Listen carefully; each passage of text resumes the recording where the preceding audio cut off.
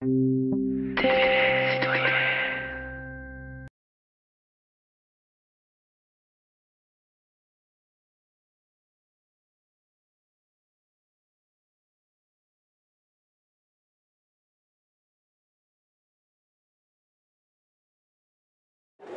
Delaunay déclarait « Le grand âge doit être non pas une pénitence, un objet de crainte pour chaque Français et pour les familles, mais au contraire un objet de sécurisation. » Eh bien, c'est réussi, chers camarades.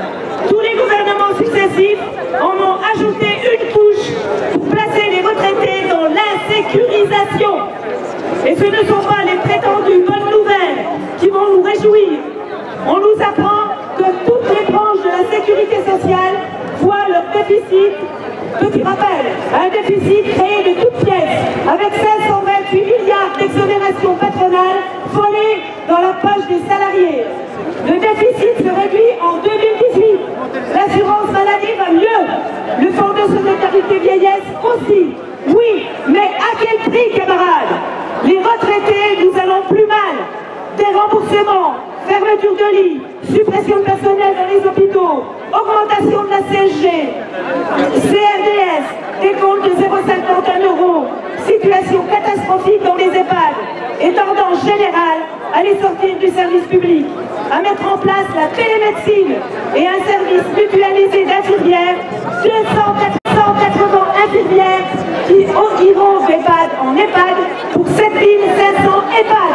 Une horreur pour les salariés qui vont être astreints de nuit. Autre bonne nouvelle, mes chers camarades, les inégalités ne se sont pas aggravées. Les 10% des ménages plus aisés avaient en 2015 un niveau de vie au moins 3,5 fois plus élevé que les 10% les plus pauvres. Ratio qui ne bouge pas. Tant pis pour les pauvres. 14,2% de la population française vit sous le seuil de pauvreté. Plus 1 million de pauvres depuis 2008. Un enfant sur 5 vit sous le seuil de pauvreté, soit 2,8 millions. La faute à qui? La faute aux retraités. En effet, seulement 7,3% d'entre eux sont pauvres, contre 7,8% chez les salariés. On va donc continuer à fêter une journée de la pauvreté par an. Ça donne chaud au cœur, mais ça donne de pain à personne. Et donc, avance les retraités.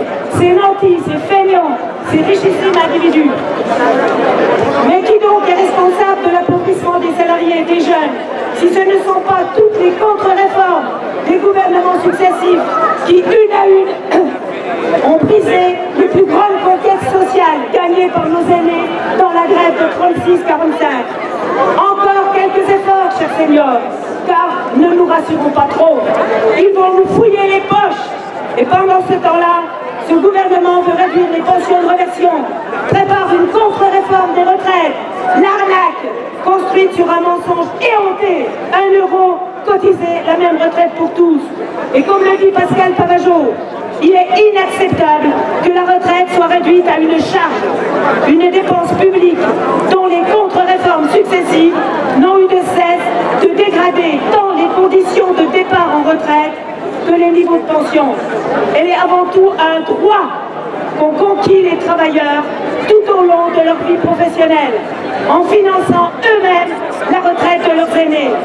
Notre mandat est clair, celui de la défense de nos régimes de retraite et de nos droits adossés à des statuts collectifs. C'est avec détermination que Force ouvrière fait et fera entendre sa voix. Nous nous mobiliserons pour contrer les reculs. Nous avons aujourd'hui une responsabilité historique.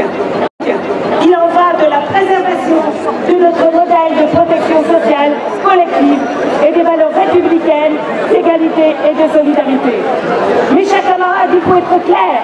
Alors que les cheminots, auxquels nous apportons tout notre soutien, ont tenu leur 26e jour de grève, le gouvernement fait voter la contre-réforme de la SNCF.